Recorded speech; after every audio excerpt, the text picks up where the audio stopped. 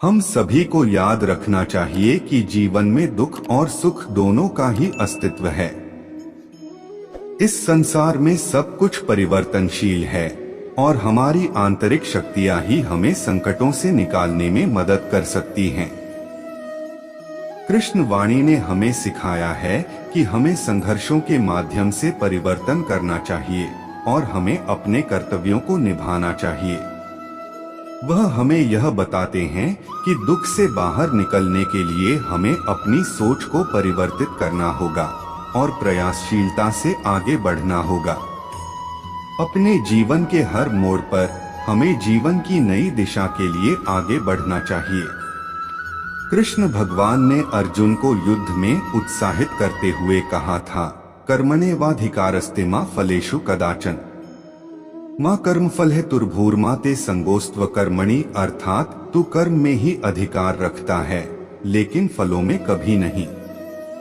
तू कर्मफल के लिए कर्म न करने का उपदेश देने का अर्थ नहीं है, बल्कि यह अर्थ है कि हमें अपने कर्तव्यों का पालन करना चाहिए और परिणामों का चिंतन नहीं करना चाहिए।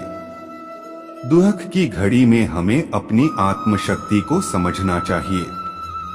जब भी कोई कठिनाई होती है तो उसे एक अवसर मानना चाहिए, एक सीखने का मौका।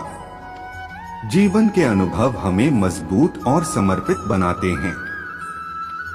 अपने आप को सामर्थ्यपूर्ण बनाने के लिए हमें सतत प्रयास करना चाहिए, अपने लक्ष्यों के प्रति आगे बढ़ना चाहिए और अपनी आंतरिक शक्तियों को जागृत करना चाहिए। कृष्ण वाणी में हमें यह भी याद रखना चाहिए कि जीवन का अस्तित्व अनिश्चित है। हमारे जीवन में बदलाव होते रहते हैं और हमें इसके साथ चलना होता है। यदि हम अपनी सोच और प्रतिक्रियाओं में लचीलापन लाएंगे तो हम किसी भी स्थिति से निपटने में समर्थ हो जाएंगे। मेरे प्यारे दोस्तों, हर दुख से बाहर निकलना संभव है।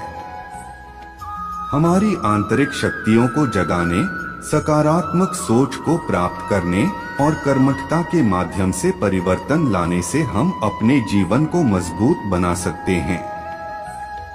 कृष्ण वाणी हमें उच्चतम सत्य की ओर ले जाती है, हमें अपने असली स्वरूप के प्रति जागरूक करती है और हमें अपने लक्ष्यों की ओर प्रेरित करती है। इसलिए जीवन के हर संकट में हमें अपनी आंतरिक शक्तियों का सहारा लेना चाहिए और अपने प्रत्येक कर्म को प्रेम और समर्पण के साथ करना चाहिए। आशा है कि ये कृष्ण वाणी आपके जीवन में प्रेरणा और उत्साह भरेगी। आप सभी को आगे बढ़ने के लिए प्रेरित करते हुए मैं यहाँ समाप्त करना चाहूँगा। जय श्री कृष्ण।